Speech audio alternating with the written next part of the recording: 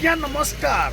आसतु जानिबा 2026 मसीह मेष राशि व्यक्ति विशेष किपरि कटिबो। मेष राशि व्यक्ति विशेष परोपकारी, समस्त कथार प्रभावित होती, समस्त को साहाय्य करथांती। से स्पष्टवादी 2025 मई मास ठारू शनि चलन होइचंती।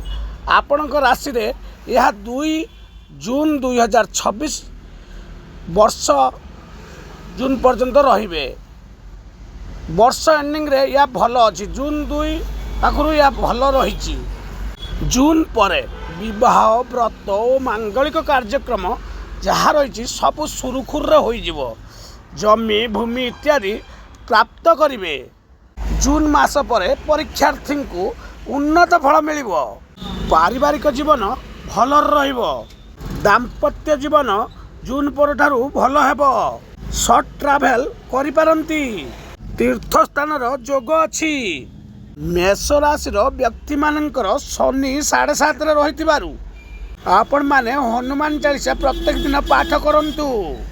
शनिदेव को अपराजिता फूल दे सबुदिन पूजा करंतु। सूर्य नारायण को गाधोवा समय जल प्रदान करंतु। चैनल को लाइक करंतु, कमेंट करंतु, सब्सक्राइब करंतु। नुआ आसले बेल आइकन टी को बजाई दियंतु, सब्सक्राइब करंतु। आपन को एई भली नुआ नुआ वीडियो आपन को देबी।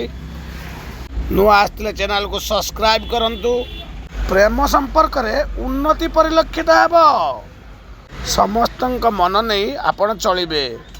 2026 जून मास परे आपणकर धीरे धीरे उन्नति आसीबो।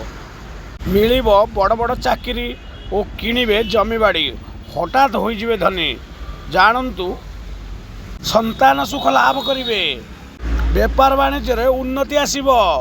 नूतन गृह एई वर्ष करिवे। सब्सक्राइब करिवे, कमेंट रे जय शनिदेव लिखिदेवे। जय जगन्नाथ।